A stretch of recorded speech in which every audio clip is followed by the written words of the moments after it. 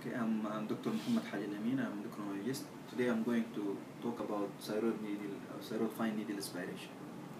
Okay, I will do this through these subtitles: indication and contraindication, anatomical relations and procedures, palpatory versus ultrasound guided, and the resultant pitfalls for FNA. Then I will show you my reference.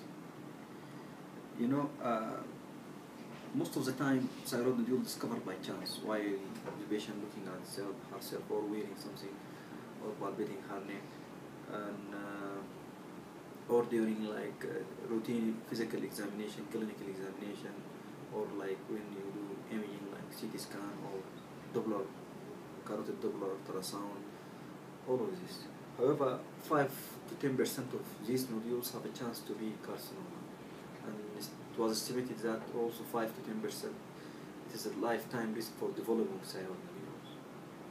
So, what is thyroid? Thyroid it is a gland. It is a superficial gland. It is in the anterior part of the neck, and it is composed of 2 lobes and the isthmus in between, and maybe it have a pyramidal lobes.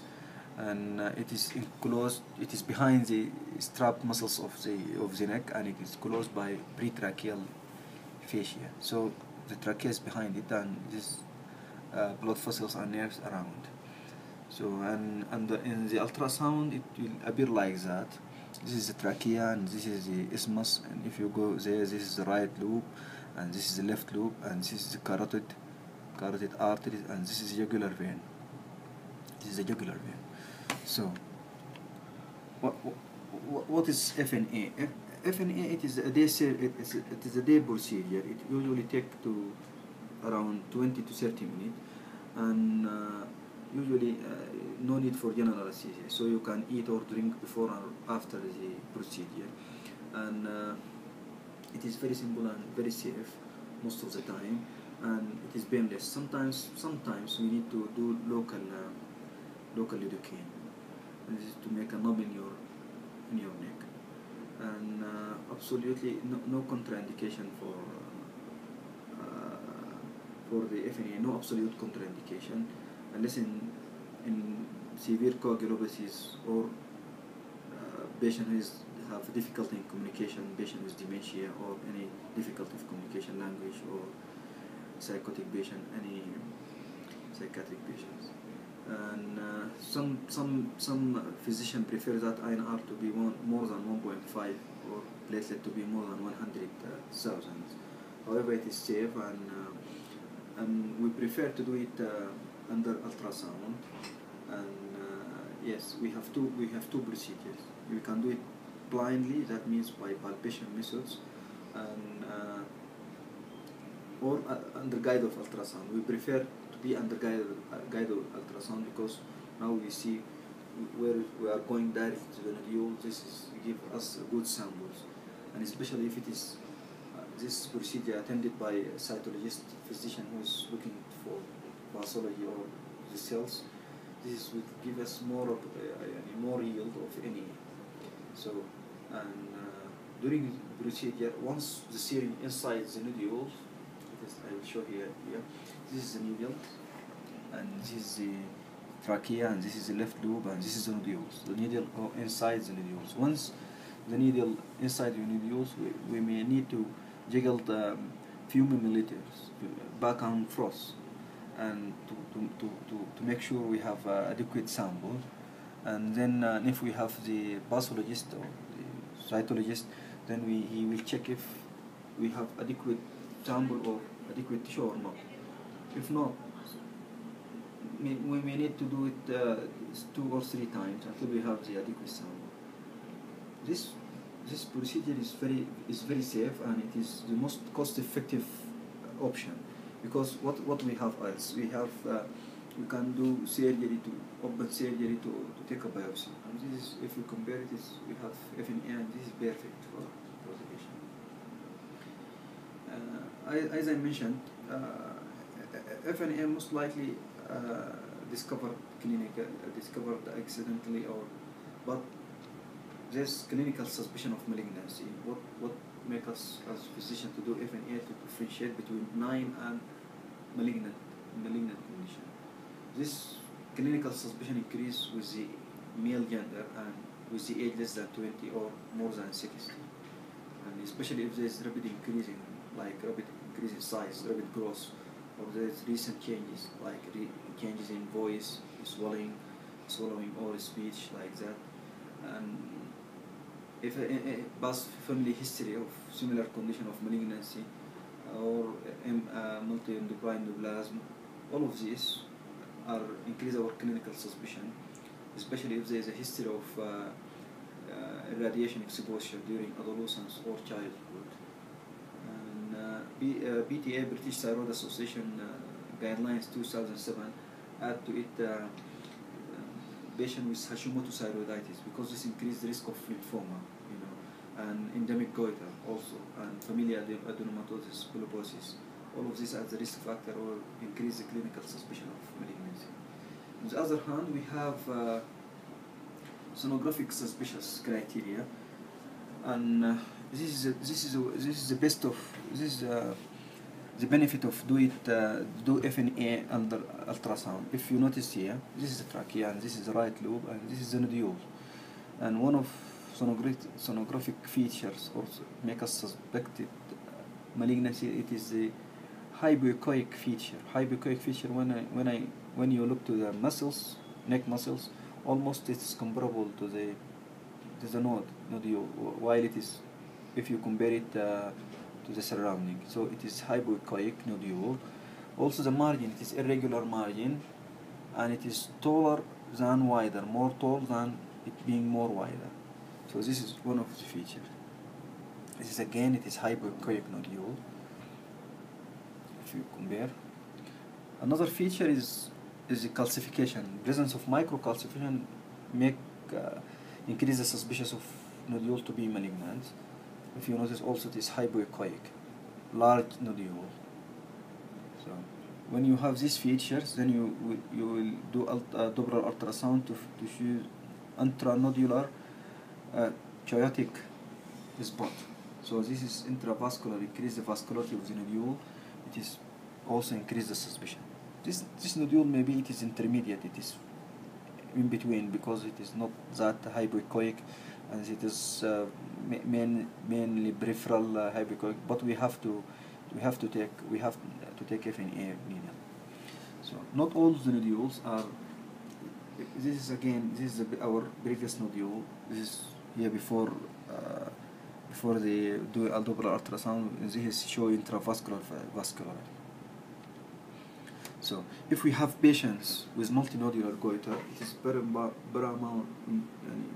important to mention to the radiologist that we need the most suspicious, and you have to look for the most suspicious nodule rather than the dominant nodule.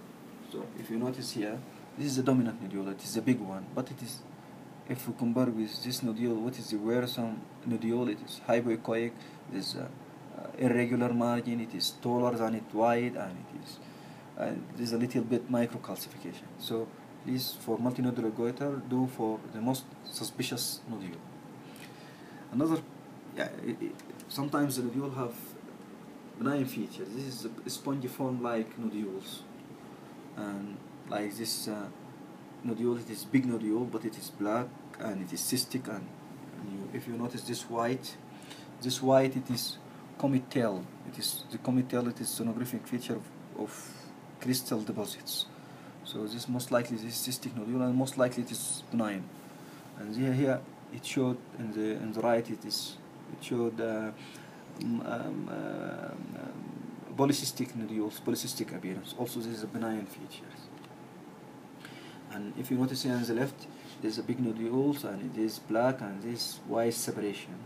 And when we do the Doppler here, it is here, it is in the periphery, it is not vascular. So this is avascular separation of nodule, cystic nodule. So most likely it is benign.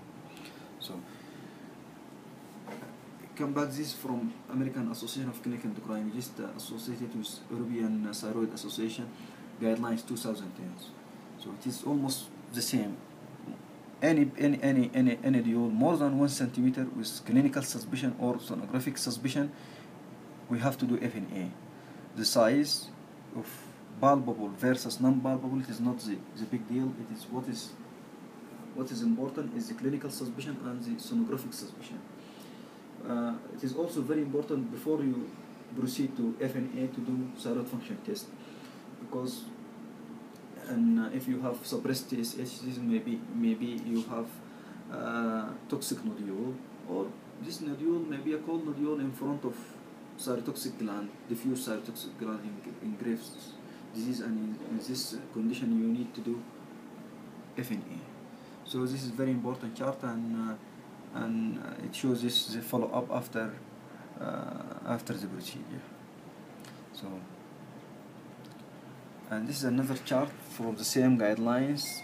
It shows that the sonographic features of nodules versus the incidence or the indication of nodule.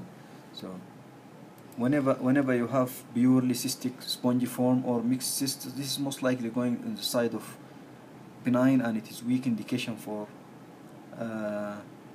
FNA. However, if you have solid feature, microcalcification, irregular margin, abnormal cervical lymph nodes, or extracapsular invasion, this is histopathology, it has a higher risk of hysteris, clinical suspicion, or ultrasound feature, the higher the strong indication of FNA. So this is in summary to what have been said before. So what is pitfalls for thyroid FNA? The most common symptoms after FNA is pain. Usually it is local, yes, and usually it is mild. Sometimes maybe associated with difficulty in swallowing, but it is mild and it is reversed, and you may notice local swallowing. Bleeding itself also it is a risk, and as I discussed before, and it is usually a risk with coagulability. So to decrease the risk of bleeding, it is advised to use small needle like 25 gauge needles, and compress the site of needle for 1 or 2 minutes after. This decreases the risk totally. And also for blood extravasation, it is also important to decrease the work that increase the blood,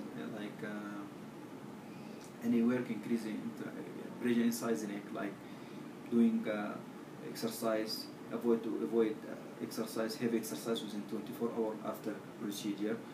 Like I can summarize it, any procedure, any maneuver that increase the Valsalva maneuver, it is associated with increased risk of bleeding and blood extravasation. Blood extravasation, it is usually with deep nodules, or with nodules with 50% or more cystic component. It has this increased risk of blood extravasation, and it was reported like 1.6 or 6 from 1.6 to 6.9%. However, we can avoid this with using of ultrasound, and the presence of cytologists decrease the need for repeated FNA. We can judge the adequate amount of specimen. Also, this led to which is not uncommon. Inadequate specimen, it is not uncommon. So it is very important, if possible, to have the cytologist or pathologist with you while you are doing the procedure. This decreases the risk, and you have to explain this to the patient before starting the procedure. This I will come to the end of my presentation to what is the result of thyroid biopsy. The sample is based upon 5 criteria. Like Psi1, Psi2, Psi3, Psi4, Psi5, and this you can find in BTA 2000, British Thyroid Association Guidelines 2007. Insufficient sample or unable to report due to heavy blood staining, this is Psi1. Psi2 is non-neoplastic normal thyroid or thyroiditis or colloid, and this you need to repeat the FNA and to follow the patient. However, if neoplasm is possibility and sample suggesting follicular neoplasm, this is Psi3, and if it is reported like suspicious of malignancy, Psi4 or Psi5 malignancy, confidence is in diagnosis to be malignant or malignant cell seen, you have to refer your patient to surgery for thyroidectomy. With this slide, I will come to the end of my presentation. Thanks for all of these references and for internet sites that I have my image. I bring my image from it, and this is my references. Thank you very much, and this is the end of my